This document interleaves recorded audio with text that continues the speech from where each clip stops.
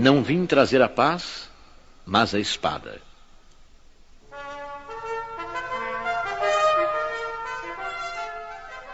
Não julgueis que vim trazer paz à terra. Não vim trazer-lhe paz, mas espada. Porque vim separar o homem contra seu pai, e a filha contra sua mãe, e a nora contra sua sogra. E os inimigos do homem serão os seus mesmos domésticos.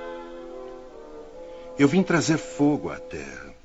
E que quero eu, senão que ele se acenda? Eu, pois, tenho de ser batizado num batismo, e quão grande não é a minha angústia até que ele se cumpra. Vós cuidais que eu vim trazer paz à terra?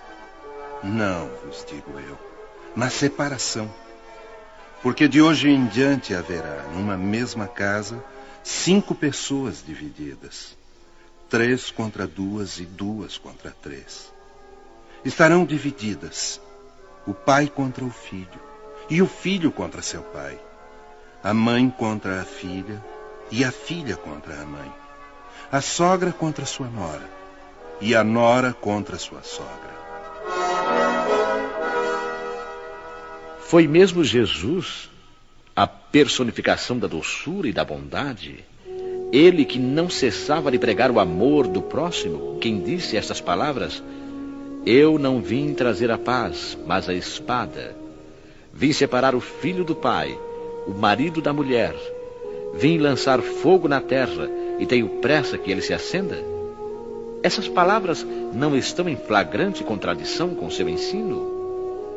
Não é uma blasfêmia atribuir-lhe a linguagem de um conquistador sanguinário e devastador?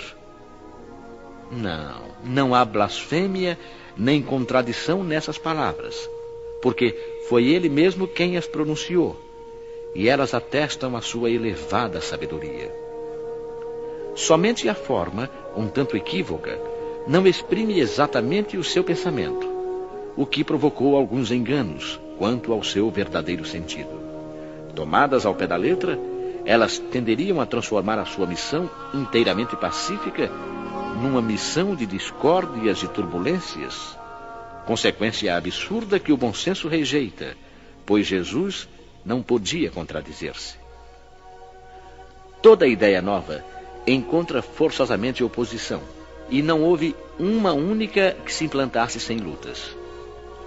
A resistência, nesses casos, está sempre na razão da importância dos resultados previstos, pois quanto maior ela for, maior será o número de interesses ameaçados.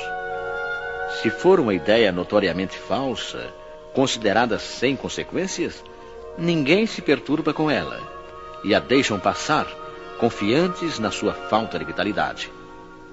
Mas, se é verdadeira, se está assentada em bases sólidas, se é possível entrever-lhe o futuro, um secreto pressentimento adverte os seus antagonistas de que se trata de um perigo para eles, para a ordem de coisas por cuja manutenção se interessam. E é por isso que se lançam contra ela e os seus adeptos. A medida da importância e das consequências de uma ideia nova nos é dada, portanto, pela emoção que o seu aparecimento provoca, pela violência da oposição que desperta e pela intensidade e a persistência da cólera dos seus adversários. Jesus vinha proclamar uma doutrina que minava pelas bases a situação de abusos em que viviam os fariseus, os escribas e os sacerdotes do seu tempo. Por isso o fizeram morrer, julgando matar a ideia com a morte do homem. Mas a ideia sobreviveu porque era verdadeira. Desenvolveu-se porque estava nos desígnios de Deus. E, nascida numa pequena vila da Judéia, foi plantar a sua bandeira na própria capital do mundo pagão, em face dos seus inimigos mais encarniçados, daqueles que tinham o maior interesse em combatê-la, porque ela subvertia as crenças seculares, a que muitos se apegavam, mais por interesse do que por convicção. Era lá que as lutas mais terríveis esperavam os seus apóstolos. As vítimas foram inumeráveis, mas a ideia cresceu sempre e saiu triunfante, porque superava, como verdade, as suas antecessoras. Observe-se que o cristianismo apareceu quando o paganismo declinava, debatendo-se contra as luzes da razão. Convencionalmente ainda o praticavam, mas a crença já havia desaparecido, de maneira que apenas o interesse pessoal o sustinha.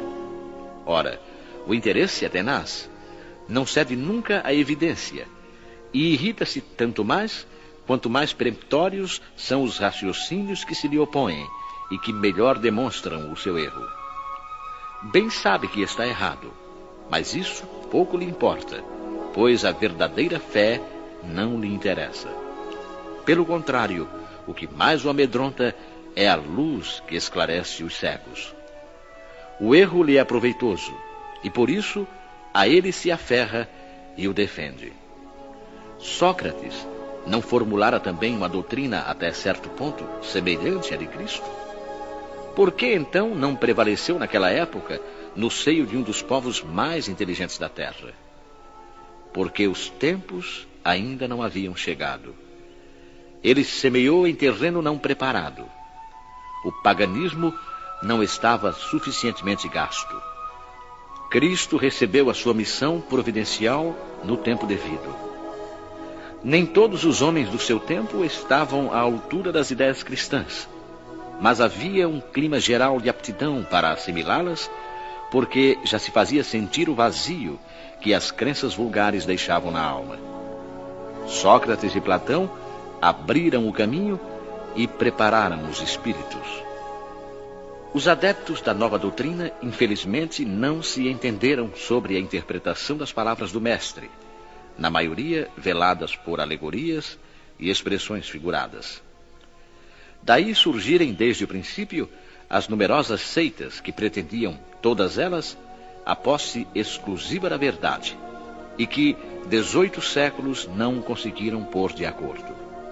Esquecendo o mais importante dos preceitos divinos, aquele que Jesus havia feito a pedra angular do seu edifício e a condição expressa da salvação, a caridade, a fraternidade e o amor do próximo. Essas seitas se anatematizaram reciprocamente, arremeteram-se umas contra as outras, as mais fortes esmagando as mais fracas, afogando-as em sangue ou nas torturas e nas chamas das fogueiras. Os cristãos, vencedores do paganismo, passaram de perseguidos a perseguidores. Foi a ferro e fogo que plantaram a cruz do Cordeiro sem mácula nos dois mundos. É um fato comprovado que as guerras de religião foram mais cruéis e fizeram maior número de vítimas que as guerras políticas, e que em nenhuma outra se cometeram tantos atos de atrocidade e de barbárie. Seria a culpa da doutrina do Cristo? Não, por certo, pois ela condena formalmente toda a violência. Disse ele, em algum momento, aos seus discípulos: ide matar, queimar, massacrar os que não acreditarem como vós? Não, pois que lhes disse o contrário. Todos os homens são irmãos, e Deus é soberanamente misericordioso. Amai o vosso próximo, amai os vossos inimigos, fazei bem aos que vos perseguem. E lhes disse ainda: quem matar com a espada, perecerá pela espada. A responsabilidade, portanto, não é da doutrina de Jesus, mas daqueles que a interpretaram falsamente, transformando-a num instrumento a serviço das suas paixões. Daqueles que ignoraram estas palavras: o meu reino não é deste mundo. Jesus, na sua profunda sabedoria, previu o que devia acontecer. Mas essas coisas eram inevitáveis, porque decorriam da própria inferioridade da natureza humana, que não podia ser transformada subitamente. Era necessário que o cristianismo passasse por essa prova demorada e cruel de 18 séculos para demonstrar toda a sua pujança. Porque, apesar de todo o mal cometido em seu nome, ele saiu dela puro e jamais esteve em causa. A censura sempre caiu sobre os que dele abusaram, pois a cada ato de intolerância sempre se disse: se o cristianismo fosse melhor compreendido e melhor praticado, isso não teria acontecido. Quando Jesus disse: não penseis que vim trazer a paz, mas a divisão, seu pensamento era o seguinte: não penseis que a minha doutrina se estabeleça pacificamente. Ela trará lutas sangrentas, para as quais o meu nome servirá de pretexto. Porque os homens não me haverão compreendido, ou não terão querido compreender-me. Os irmãos, separados pelas suas crenças, lançarão a espada um contra o outro, e a divisão se fará entre os membros de uma mesma família, que não terão a mesma fé.